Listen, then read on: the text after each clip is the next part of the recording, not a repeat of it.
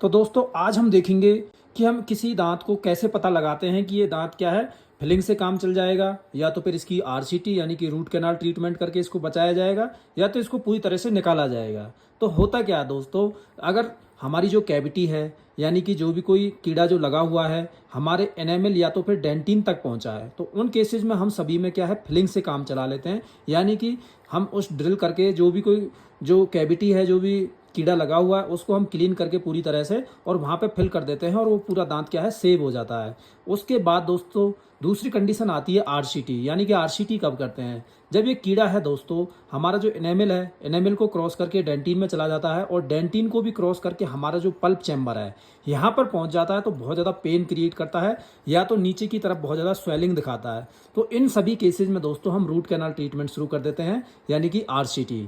उसके बाद दोस्तों जब हमारा कीड़ा क्या है,